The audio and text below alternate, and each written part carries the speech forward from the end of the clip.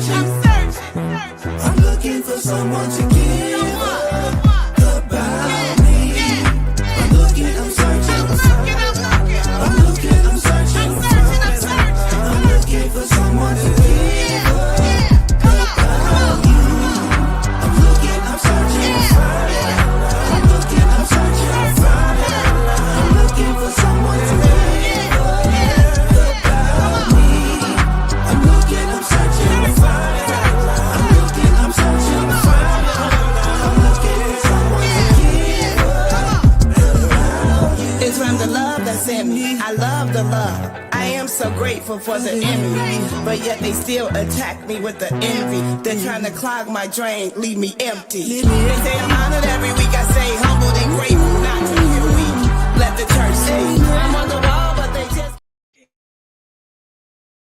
What's happening? Grand Rising. Welcome to the Chicago Community Activism Podcast. I'm your host, Sista Afrika, and I'm so excited. Special shout out this morning to the visionary behind the show, Mr. Brian Gorman, also known as Brother BG. And I want to say thank you to Ron Villan, our producer, engineer in the building, running the boards. This show is done on Saturday, specifically and intentionally, so that we can get out in the community and get busy doing work. If you notice, every Saturday I'm dressed down because I can't wear heels and move around as much, But we're so excited. And today is the first day of Black History Month. That's right. Started out as Black History Week. And I was told it was done in February because that is the birth month of so many of our greats. And so I'm repping the red, black, and green as I always do, the nails, everything, because these are the colors that I embrace that were given to us by none other than Brother Marcus Mosiah Garvey. The red, the black, the green all have significance. Please look it up if you don't know these colors and what they mean in terms of our freedom and liberation and equality. This show is dedicated to all those community concerned people, those that sacrifice and give of their time, their energy, that engage others in the community, be it 2 hours a year or 2 hours a day. I remember Brother Philip Jackson from the Black Star Project would always say, if you gave 2 hours a year to mentor somebody's child, that will make the world a lot better, a lot easier for everybody. So shout out to Brother Phil on this day, Black History Month. Community good news. So much good is happening all over Chicago. If you have some good news, won't you share it with us on our Chicago Community Activism page on Facebook? We also have a YouTube channel. Please tap in with us. If you would like to be a guest, please tap in with us. Let us know what it is you bring to the community, what you bring to the world. We would love to have you as well. Without further ado, thank you to all of the guests that have been here previously. I believe we've had 7 guests since we've started the show, the first of the year, 2025. And our guests keep coming and keep rolling in. They're so dynamic. And I'm so proud and so thankful that they take the time to come and rock with us here. And without further ado, this man is an educator. He is an activist. He is a public speaker. He is a community servant. He teaches Sunday school. He's so well spoken. When you see him, he always has an upbeat spirit and personality. I've never seen him angry or upset. I've seen him pondering and thinking, but I've never seen him upset or disturbed. Please welcome Mr. Arthur Dennis. Thank you for that warm introduction. I mean, I feel the level of the answers just by that phrasing. So just thank you so much. Thank you. And thank you for all that you do. Let's get started. You're in Chicago, but I believe you're originally from the Big Apple. Yes. So I'm originally from New York, born in Brooklyn, 5:54 a.m. As a twin, though my brother, he was born 5:55. So I love it. I love it. Twins born in the morning. 1 minute apart. Morning. Yeah. Wow. And how did you make your way from New York, the Big Apple, okay, the city that never sleeps, to Chicago? Well, you would probably know that I'm from New York because I never sleep. You don't.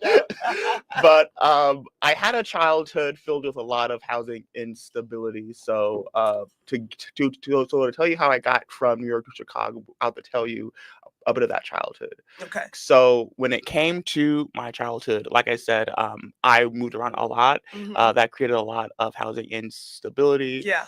homelessness, where I lived in various parts of New York. I Mhm. lived in Georgia for a bit. We At one point I moved back to New York with my family, and we lived in a DVS shelter, and then just back and forth. But the part about Chicago is I went to school, Temple University Come on, in Temple. Philadelphia. Yep, Yes. and I studied education. And as I was getting ready to graduate, I had the choice of either being able to stay in Philly, go Mhm. to New York, or go to Chicago. And Chicago just called me, so Chicago was where I went. I love it. And we want to take a moment to acknowledge and to embrace and to pray for our family, those who were on the plane, Philadelphia. Ashe. And Temple University. So up under my red, black, and green suit, I have on my HBCU unapologetically educated. You know what I'm saying? And I went to Bennett College for Women in Greensboro, North Carolina, and Russ College in Holly Springs, Mississippi. But yes, so I'm happy to learn about you coming from New York. And, you know, community, wow, it represents so many things to so many people. You were working in community in New York, although you were like displaced and dealing with some housing instability. So I was a child more so in New York, so I wasn't per se working in community, but although I was of Mm-hmm. community, like for example, despite that time of in my childhood, one way that I was taken care of by community, like take the library for example, Mm-hmm. right? I think nowadays we are seeing libraries as less critical, but when I was a child, the library was where I was able to do my work in peace, and by work I mean Absolutely. my homework after school. When I Mm-hmm. needed a safe space just to be in, Yes. that was the library for me. Yes. So yes, I wasn't doing work per se as I'm doing now in terms of Mm-hmm. organizing, but the community that helped to raise me and the community that helped to keep me safe Mm-hmm. was that New York community. And part of that was just the services like in the library. I love it. You know, I'm happy you brought up the library because the library for me was a very safe space as well, and it was peaceful. And I'm proud to say that I know all of the libraries in Chicago because as a homeschooling advocate and mom, we spent a lot of time at libraries. And, you know, I was just speaking with a brother at Chicago State yesterday, Brother Panther, and we were talking about the encyclopedias.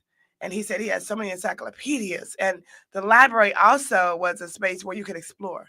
And this Yes. is way before the Yes. internet. So the Dewey Decimal System, you know, the library took us, it traveled us. It let us see the world just by reading a book and by looking at what they had to offer on the computers there. So shout out to the library. I want to know, by you being in so many spaces today, who were those people that inspired you? That's a great question. I think a few did. I'll start with the two teachers that Mm-hmm. did. Like I said, I had a lot of instability growing up, and it was really teachers in school that helped give me Mm-hmm. that sense of validation, that sense of safety, that sense of purpose and worth. Mm-hmm. That's why I became an educator myself. So the two I would say that were the most critical. My first was a teacher. Well, both are from New York, but one is from the city. Her name is Miss Ogabana, and I Mm. had her in 8th grade. Oh, So nice. when I went to school in Brooklyn, she and my teachers they varied, but what was unique about Miss Ogbana, she was like a 5'5", 5'4" Mm. lady. Always wore African dress and said, "I am a queen." And you will address me as Wow. such. So even though, again, 5'4" black lady Wow. Wow. driving a BMW coming into work, and guess what subject she taught? What? You already know the subject. History? Yes. Wow. So I love it. she was just so impactful to me because you don't hear it now, and I appreciate you calling me a good public speaker, but I had a super bad stutter while growing up, I can't tell. and I Wow. mean super bad, mega bad, I want to say and you're in here telling lies, but okay. nope. and I just had to keep speaking to eventually be able to not stutter anymore. But Nice. when it came to her, and it was one of the first times I had to like do a public speaking assignment. I think as scholars and students, we can all recognize that time. Mm-hmm.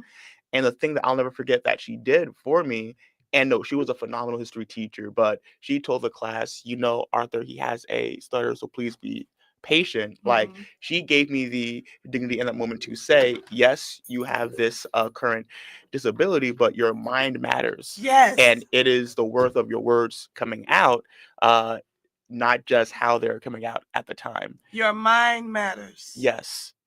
I love it. And so that was in what year? That was in the 90s. No. I know that was early 2000s, early So mid that wasn't 2000s. that was high school. No, it was middle school. Middle school. Okay. Yeah, I think I want to say 2000, maybe 6 or 7. Okay. Mind matters. Yes, your mind matters. Interesting, because now we have all these slogans. That's what I'm getting at with everything that matters. Black lives matter. You know what I'm saying? The blue matters. The green matters. All these things matter. And it seems like she was above the curve to say your mind matters. Right, because at the end of the day, like, what are we? We are not the colors we represent. We are the minds and the spirits that inhabit us. Our minds matter. Absolutely. I love that. And shout out to your teacher. Say her name again. Miss Ogabana. Miss Ogabana. What a name. A queen, right? A queen, and she always made sure to every single day tell us she is a queen. You will respect me and address me as such. Even though the school I went to, not all the teachers were able to have the best classroom management. But again, 5'4" lady, when she stepped into the room, you gave her that respect. That's right. And she set the tone. Right. And when she taught, you were there to listen. It didn't matter how you acted in another class. The minute she stepped in, it's her room now. It's her time. That's right. I love it. How did you come into this space, working in community? Because you do a plethora of things. So for me, it was really after I transitioned from teaching. I taught 5th and 6th grade reading in Alkel Gardens, which I absolutely love. Shout out to the gardens. Yes. And one thing I want to say, because oftentimes when I say where I taught at, I'll get a look or a face. And I'm like, what are you talking about? Each year, for example, Alkel Gardens, they do this Parade of the Gardens. It is so wonderful. It's a back to school parade where they It's name huge. a It's king and a beautiful. queen. And it's like a first grader and a kindergartner or a second grader. That's one of my most favorite memories of the gardens, because I think it's really easy for us to get stuck into narratives and not the reality of a neighborhood or a community. Like, what's in the gardens? They celebrate their children every single year right before school starts. Schools parade in that neighborhood, passing out school supplies, passing out candy. Yes.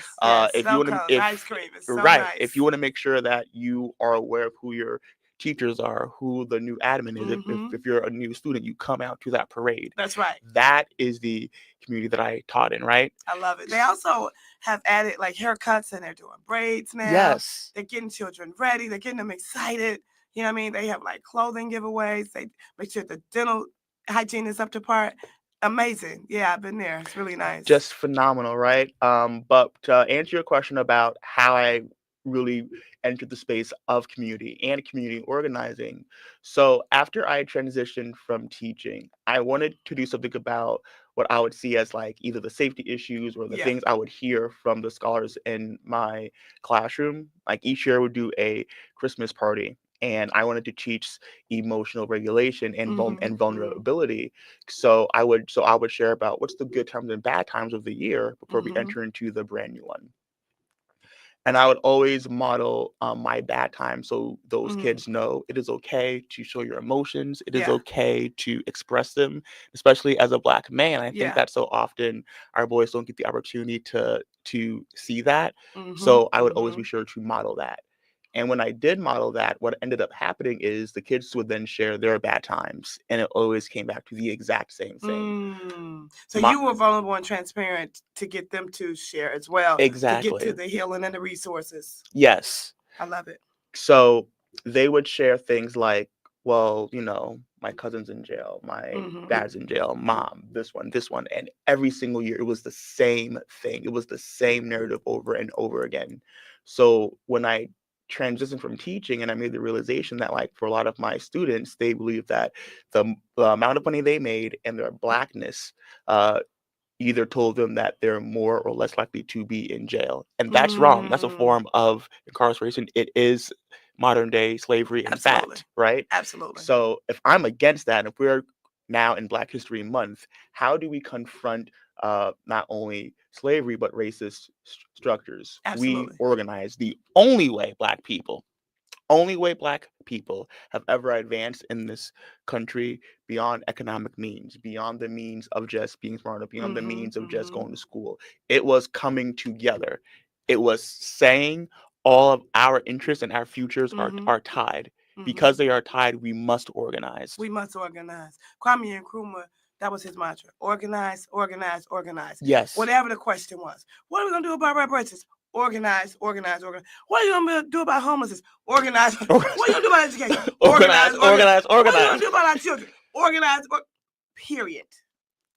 And this is something that I just learned over time. So as I began to just organize early on, after I transitioned from teaching, it looked like, for example, trying to figure out how can, with one organization, the state do more to get more money for schools, the fair funding formula. I would say that the first time I really truly began to organize my own neighborhood, I would say was in 2022 with the Pretrial Fairness Act. Okay. Like this was a way to actually address the issues that I heard from my students. Because what this act said is, if you cannot pay bail, that is actually against what it means to be a free person, right? Absolutely. Bail just means you need to pay your way out of jail. That's right. You are not guilty. You are That's not right. innocent. And for America, we are innocent until proven guilty. Really Why? guilty until proven innocent. Guilty until proven wealthy, That you and can pay for innocent it. until proven poor. Correct. So because of that, I'm realizing that. So we have in Cook County Jail, even though Cook County is 1/3 Black, you had over 80% of the jail being Black, right? That's right. That is horribly, horribly inequitable. So I think about how can I help my scholars in a real way. I can start by organizing my neighborhood around this issue. That's right. That's right. And talking to neighbors about why we need to have this be a state law, because even though it is one solution, it's a solution that a student who may have lost a loved one now won't. It's a solution where a student that says, well, my poverty and my Blackness makes me more likely to be in this system. This is now a way for that to be dismantled. That's right. Because when it comes to organizing, especially when it comes to organizing against power, the best power to organize against is systemic power. Systemic. Because you have so many different forms of racism. You know, you have the implicit racism. You have the environmental racism. There's so many levels to it. But I appreciate how you put that, because that encompasses all of it. Exactly. So often, and this is really where my mind as a teacher comes in at. I think my great advantage in organizing now is because I have this teacher's mindset. I always think about in education, you think with the end in mind. That's right. When you are planning out a lesson, you're planning out a unit, you're planning out a long-term plan for a year. It's result-driven. Exactly. You're thinking about what process does scholars need to go through to get to the learning that they can achieve, right? So that same concept when it comes to being a community organizer. If we know that it is ultimately these huge systems that create the level of racism that we see day to day that folks don't even recognize because I'm just trying to live my life. That's right. Then we need to attack those systems itself. You know, there's a phrase that a friend of mine, his name's Warren Williams, that he once told me, and he said, "Be kind to people and be ruthless with systems." And so often we try to confuse the two, but no, our kindness is from people. We are affected by the systems and the harms that they do that we don't even recognize. Yet we want to give grace to a non-person, a system that is causing actual harm. Because actually, I like that too. And shout out to Warren, because sometimes people are acting out of survival. They're acting out of the need to understand. Yes. They're acting out of, being displaced and being treated unfairly, you know. So it's not necessarily the person, but it's the actions that people take on because of the systems that are in place that are holding them down. I once had a student, right, and an educator, even though I'm no longer in the classroom as I used to be, I have a much I have a great job now to help others in the community be in the Yes, classroom, which yes. we love to talk about because I just love this job. Yes, I can't Um, wait. but to that point, when I think about my students and we talk about trauma informed instruction, what that is saying that your child, your learner that comes to you, if they're presenting with behaviors that are outside the norm of how we think a student would operate, you don't just say this is a bad student, this is Right. so, this is someone that can't learn. That's right. What we wonder, what we lead with curiosity with is, I wonder what happened and how can we now be a solution for That's that right. child's That's right. healing. Like, I had so many students who had either who either had educational trauma, so they never had a consistent teacher before me. What did that result in? They needed more time to learn. Here's how you read and write critically, and here's the chances for you to learn that. Here's how you're able to be in a classroom space. And that's not saying that this is a good or bad student, but it is to say that they were in a system that didn't give them the opportunity to be their Yes. best self. And to that point, may I? Yeah. I want to say that, I used to be an IEP specialist. Really? Yeah. And what I learned is every child needs an individualized education plan. I don't think that it should be just this child, oh, Johnny over there is acting up, he has behavior, IEP. Or this person is not at grade level, IEP. Every child learns differently and unique in their way. And every child deserves a plan for their success in education. Yes. Exactly that. And that's the best way to teach, as well as understanding that students are people, right? And full stop. Students are people. I think sometimes we Yeah. think about That's good. we think about kids or children not in the sense that they are a person too. They have feelings, they That's have right. rights. That's They right. respond to situations. I would have students who would come to school hungry. Am I going to be upset because they're less likely to do their work if they're hungry? If I am hungry, You're gonna I'm not act gonna different. That's I'm right. not gonna do my work. That's If right. You I can't am think hungry, straight. You're right? hungry. So I would make sure to have, for example, like snacks in my classroom Yes. and just say, hey, like eat this outside real quickly. That's right. When you That's come back right. in, do your Meeting the work. needs of the student. Right. I want to get into what you do now. Yes. I'm sorry. I really like teaching it. What exactly is it that you do when you wake up every day? A lot. So I'm gonna go. So let me go through my various jobs. One person I spoke to before said, as organizers, we always wear multiple hats, but so do teachers, right? That's true. So Teachers are the mama sometimes, the grandma, the nurse, the nanny. Teachers are the nurturers, the teachers. Then you get to the work, but the teachers are first the point of contact to give energy and show love to their students. exactly, it's being rooted in community. So first, I would say what I do is just be rooted in community. That's what I Nice. do. And how I express that is through the various things I do. So, Yes. for example, when I wake up, what do? I go to work. I currently work for CPS for a program called Teach Chicago Tomorrow. What that does is it helps high school seniors who want to be teachers to become teachers, right? And when they study education at a four-year university, they can get support from the school district so they could become a CPS teacher in 4 to 6 years. It's the idea of it is you are the solution to the challenges. You have been in these schools, you see the issues. Either you had that teacher that helped you become who you are, right? Yes. Like for me, a part of that story is Miss Ogbana, right? Yes. For me. Or maybe you didn't have that teacher and you're saying, actually, I can be the solution. Yes. So when I helped to lead this program now, and one thing I did again for Black History Month, I just want to name it, is that like I was able to get more Black kids in the program when before there was an underrepresentation. Wow. And the reason why I did that is, one, we as Black people, we're a part of the community too. Yes. We just are. Yes, So we are, we need to period. be seen in that light as well. Absolutely. And we want to be the teachers. We want to be the leaders in our own communities as well. Absolutely.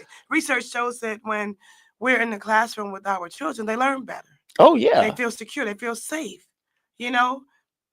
It just makes sense. Oh yeah, like I started my own podcast too recently about the Yo, yep, T Chicago Tomorrow I podcast. love It it. will I be love it. live later this month. Wonderful. That was my next question. What But else are you doing in the community? yes, yes. So what else I do? So I do a lot of organizing, like I mentioned earlier. Mm-hmm. So I bring folks together around how could we learn more about our civics. When I think about the election we just had or elections Mm-hmm. that we've had in the past, we talk about issues like low voter engagement or low Yeah. voter turnout. Yeah. And again, I think about this from a teacher's point of view. So I'm not going to leave it at, well, people don't care or they can't learn. I'm going to Mm-hmm. think about what's the gap, Yeah, right? yeah, yeah. What's the solution? How do we Yes. get to it? Where is the lack of motivation coming from? Where is it that they're not being educated to understand the need that they may want to be more involved? Exactly. We worked together for some time, and the thing that is most intriguing for me about you is, okay, two things: Bring Chicago Home and the Mhm. People's Lobby. Yes. I mean, when they say all the way turned up, you were all the way turned up. And three things: when you did the event at Push, Oh, yes. they are still talking about that event. And thank you for allowing me to be a host. Well, I mean, but it's about honor, right? Man. Like what your father did, right? Mhm. When it came to Push, like you are that legacy. Like you stood on those shoulders to be who Mhm. you are. And I think as Black people in general, again, Black History Month, I gotta say it, like it is in our blood, it is in our Yeah. nature, it is our ancestors that cry out, that say, Mhm. we are the shoulders that you stand on, and you are the shoulders that someone else stands on too. Yes. So you had to be the one to introduce even that Push, because I wouldn't be there if not for you. That Mhm. deserves honor and recognition. I appreciate you. Thank you. But to the point of the various town halls I've done last year. So last year I ran a few town halls. The two biggest ones being the one for Bring Chicago Home in March, Mhm. and one I did for fair elections after the election. Fair elections. Yes. Which, wild how things turned out, but God's always on time. We'll leave it at that. Always. Always. And you have done so much. Can you tell those who don't know quickly about the People's Lobby? Yeah. Because that's an amazing organization. Yeah, so the People's Lobby, they are an organization. They're what is called a power building organization that works on helping people like myself be trained on how Mhm. to community organize and do it in a way that shows how can we be anti-racist, anti-classist, anti-homophobic, anti-sexist.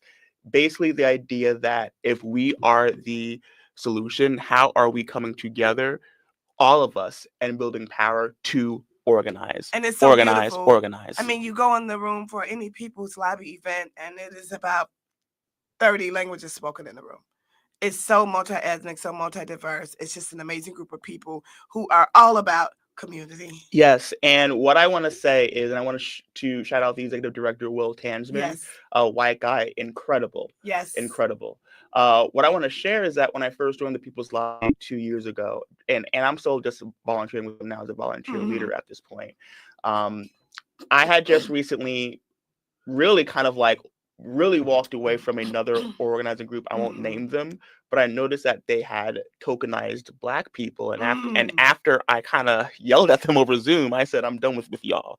What I love about the People's Lobby, and especially about Will Tansman, the executive director, is that when I would tell him this story, and even when I first joined the People's Lobby, like the rooms you've seen have been multiracial, Oh, yes. Bring Chicago Home diverse, was all like, of that. yeah. But when I first joined the People's Lobby, their rooms did not look that way. I was oftentimes Wow. one of the only or few Black people in that space, right? Wow. But this is why I really appreciate not only Will Tansman but also the organization. Is I would name, hey, here's the tokenism I saw. Yeah.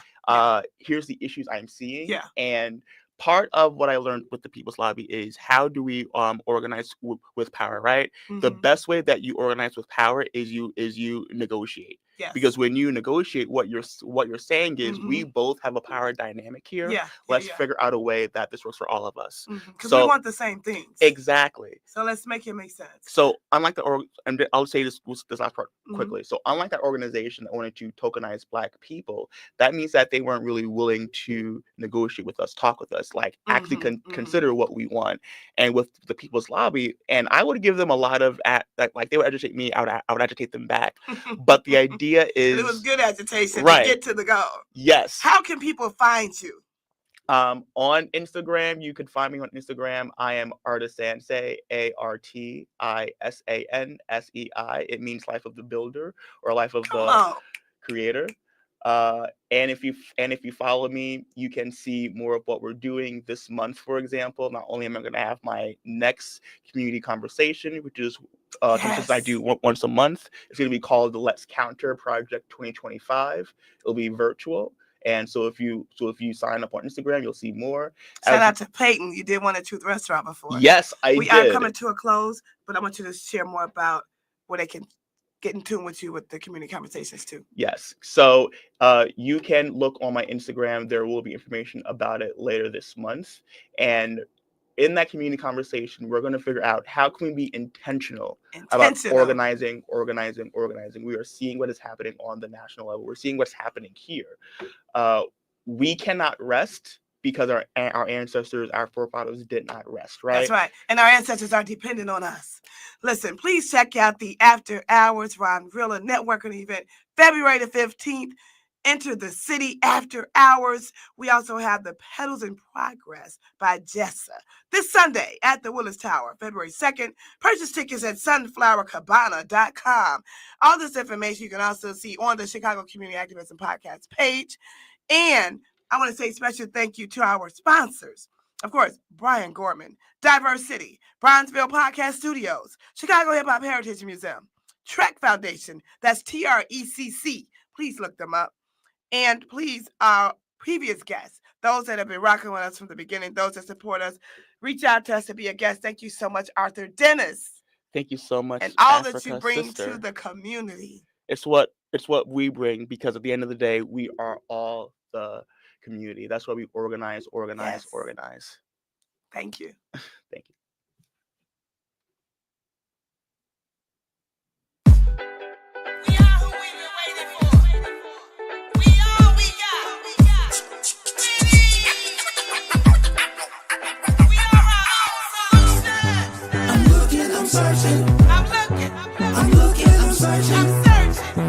I'm looking for someone to give about me. I'm looking, I'm searching. I'm looking for someone to give about you. I'm looking, I'm searching. I'm looking, I'm searching. I'm looking for someone to give about me. I'm looking, I'm searching.